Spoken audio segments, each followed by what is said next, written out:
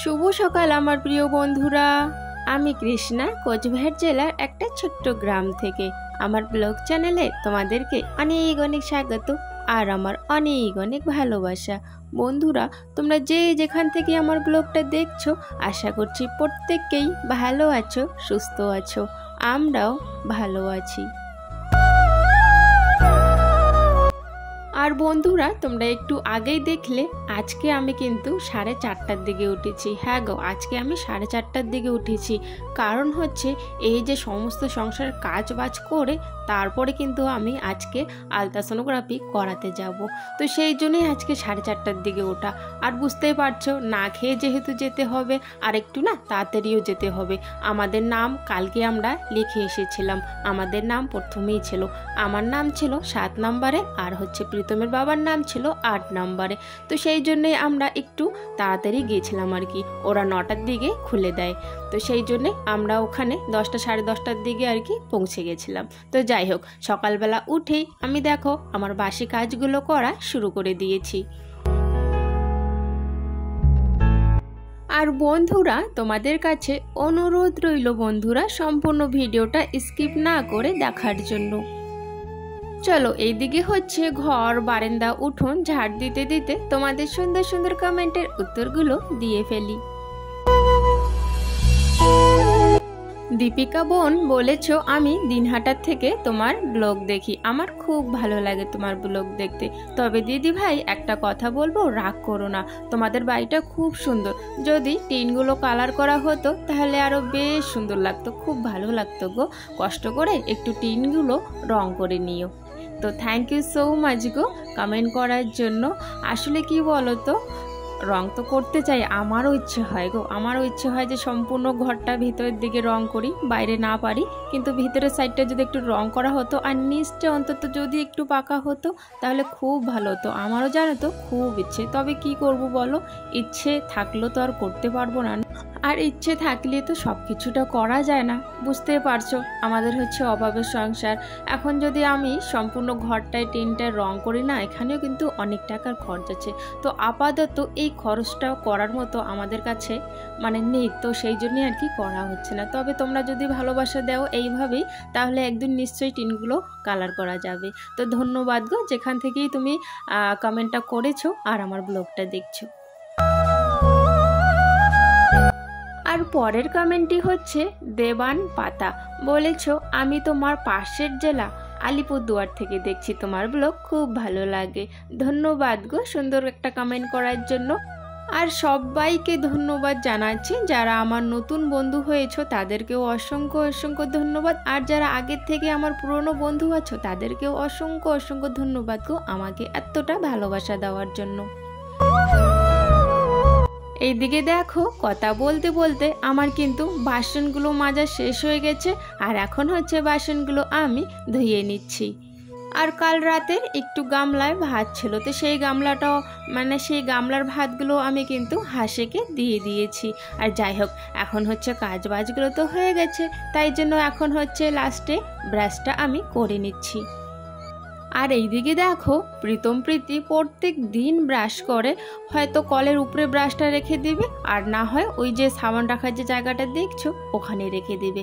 তো সেই জন্য দুজনের ব্রাশটা আমি ভালো করে ধুয়ে জায়গা মতো রেখে দিলাম। আবার যখন ঘুম থেকে উঠবে পরে আবার খোঁজাখুঁজি করা শুরু করে দেবে। তো যাই হোক বন্ধুরা, দেখো আমি চান করে নিয়েছি, আর হচ্ছে আমি রান্নাঘরে এখন চলে এসেছি। রান্নাঘরে চলে এসে আমার কিন্তু রান্নাও শেষ। আজকে করেছি আমি মাসকলাইর ডাল করেছি, আর হচ্ছে একটুখানি তরকারি ছিল। সব কিছু মিলিয়ে একটু একটু করে থাকে আর কি অনেক সময় ঘরে, তো ওইটা না সব কিছু মিলিয়ে একটা যে লাবড়া করি আমার ভীষণ ভালো লাগে, তো সেটাই করে রেখেছি। 8টা, আর 8টার মধ্যে আমি রান্না বান্না পুরো শেষ করে দিয়েছি। আর এগুলো হচ্ছে তোমার কালকের একটু ভাত ছিল, তো সেই জন্য ভাবলাম একটা ডিম নিয়ে আসলাম, একটা ডিম আর পেঁয়াজ দিয়ে একটু ভাজা ভাজা করে প্রীতম আর প্রীতিকে দিয়ে দেবো খাওয়ার জন্য। কারণ কালকে একটু যেহেতু ভাত রয়ে গেছে, এই ভাতটুকু আবার যদি আমি যাই পরে ওরা আর কেউ খাবেই না, তো এই ব্যবস্থা করছি আর কি। প্রীতি তো উঠেই গেছে, ও এখনই খাবে, আর একটুখানি রেখে দেবো, প্রীতম যখন উঠবে ঘুম থেকে তখন খেয়ে নেবে।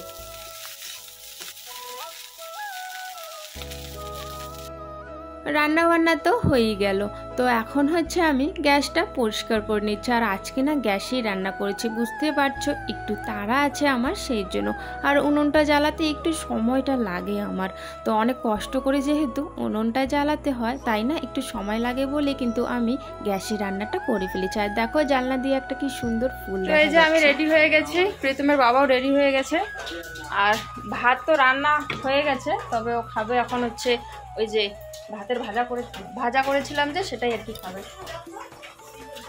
না না নষ্ট হয় নাই, কালকে রাতে রান্না করলাম, না হয় নাই, আরো নেই, সবগুলো নেই, সবগুলো নেই, সবগুলো নেই, ওগুলো নষ্ট হয়ে যাবে না বাবা। এই জল নিয়ে খাস কি যেন কয়, ওগুলো খায় নিস মা, ডিমগুলো রাইতে রাতে রান্না করছি বেশি আছে না, নষ্ট হয়ে যাবে। তালা চোখে এখানে তালা লাগাই থাকবি, হ্যাঁ ঠাম্মালা আসবে একটু বলি, ঠিক আছে।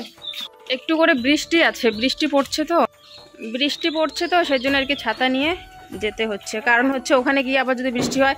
এ মা ছাতাটা অমন হিসেবে দুই সাইডেই সেরা কি, ঠিক আছে টাটা।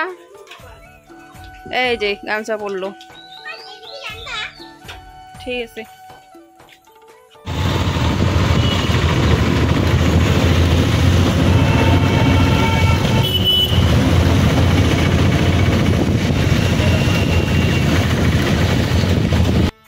ওখানে যেহেতু অনেক লোক ছিল তাই না আমি যেমন তেমন করে একটু ভিডিও আর কি করেছি। এখন হচ্ছে আমার সময় এসে গেছে আলট্রাসোনোগ্রাফি করার জন্য, তো সেই জন্য মাস্ক পরে আমি রেডি হয়ে গেছি।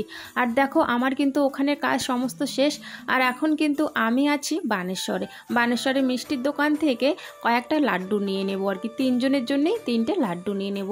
তো সেই জন্য আর কি মিষ্টির দোকানে আসা, যেহেতু আমরা ওখানে আর কি খেয়েছিলাম মিষ্টি, তো সেই জন্য ভাবলাম ওরা 3 জন বাড়িতে আছে, ওদের জন্য মিষ্টি নিয়ে যায় 3টে। আর দেখো কত সুন্দর সুন্দর মিষ্টি, তাই না? এগুলো তো আমি জীবনও খাইনি, তবে মানে এখানে ছিল খুব সুন্দর করে সাজানো, তাই একটু তোমাদের সাথে শেয়ার করে নিলাম।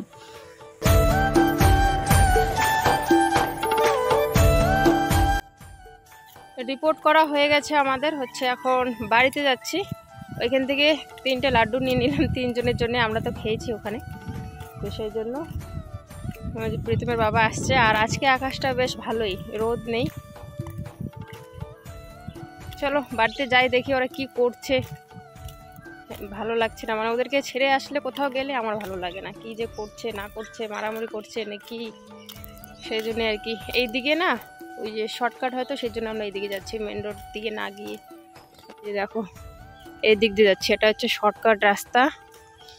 আর যদি মেন রাস্তা দিয়ে আসি তাহলে হচ্ছে মেন রাস্তা ওই যে অনেক দূরে, ওটা দিয়ে আসতে অনেকটাই সময় লাগে, ওই জন্য ভেতরের রাস্তা দিয়ে যাচ্ছি। আর বাড়িতে এসে আমি কিন্তু খাওয়া দাওয়াটা করে নিয়েছি। আর এখন হচ্ছে বিকেলবেলা হাঁসগুলো চলে এসছে বাড়িতে, তো সেই জন্য হাঁসের গামলাটা আমি নিচে নামিয়ে দিলাম। আর 2টো হাঁস এখনও আসেনি, ওই দিকে আছে, কলের পাটের সাইডে আছে, আর একটা হাঁস চলে এসছে। এখন কিন্তু রাতে আমি এই ভিডিওটা শ্যুট করছি, কারণ হচ্ছে রাতে আমি শুধু ভাত রান্না করেছিলাম, ডাল ছিল আগের থেকে, তো ওগুলো দিয়ে আমরা খাওয়া দাওয়া করেছিলাম, 2টো আলু সেদ্ধ দিয়েছিলাম, তো সেই খাওয়া দাওয়া আমাদের হয়ে গেছে ওইভাবেই। আর এখন রাতের বিছানাটা আমি করে নিচ্ছি। আর বন্ধুরা ওখানে না ওই আলট্রাসোনোগ্রাফি করার পর 1 ঘন্টা পর কিন্তু রিপোর্টটা দিয়ে দিয়েছিল, আর রিপোর্টটা আমরা নিয়ে ডাক্তার ওখানে গিয়েছিলাম। ডাক্তার কি বলেছে জানো তো?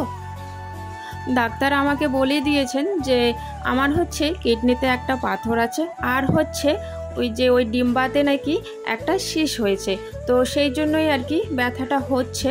তো 3 সপ্তাহ পর আবারও আমাকে বলেছে এই আলট্রাসোনোগ্রাফিটাই করতে, ওরা দেখবে আর কি এটা বাড়ছে কিনা, যদি বাড়ছে তাহলে ওটাকে আর কি ইমিডিয়েটলি অপারেশন করতে হবে, আর যদি বাড়ছে না তাহলে 3 মাস বা 4 মাস ওষুধ খেলেই ওটা ঠিক হয়ে যাবে। তো এই যে অপারেশনের কথাটা শুনে আমি ওখানেই কান্না করে দিয়েছিলাম, আমার চোখের জল ওখানেই বের হয়ে পড়েছিল। তো যাই হোক, তোমরা একটু ভগবানের কাছে প্লিজ প্রার্থনা করো যাতে আমার অপারেশন করতে লাগে না, ওষুধ খেয়ে যাতে আমি ঠিক হয়ে যেতে পারি। তো এটাই তোমাদের কাছে একান্তভাবে অনুরোধ করছি বন্ধুরা, তোমরা একটু প্লিজ ভগবানের কাছে প্রার্থনা করো আমার জন্য, যে আমার যাতে অপারেশন করতে লাগে না, কারণ আমার খুব ভয় লাগে এসব জিনিসে। তো যাই হোক বন্ধুরা, এদিকে দেখো বিছানাটা করা কিন্তু হয়ে গেছে, তো এখন আমরা ঘুমোবো। আর এখন হচ্ছে বাজে 10টা, আর খুবই ক্লান্ত, বুঝতে পারছো সারাটা দিন ওখানে আর কি গেছে, বেশিরভাগের দিনটাই আর কি, যা গরম পড়েছে। তো যাই হোক বন্ধুরা, আর বেশি ভিডিওটা লম্বা করছি না, এখানে কিন্তু ভিডিওটা শেষ করে দিচ্ছি। তো আগামীকাল তোমাদের সাথে দেখা হচ্ছে খুব একটা সুন্দর ব্লগের সাথে। সবাই ভালো থেকো, সুস্থ থেকো, টাটা।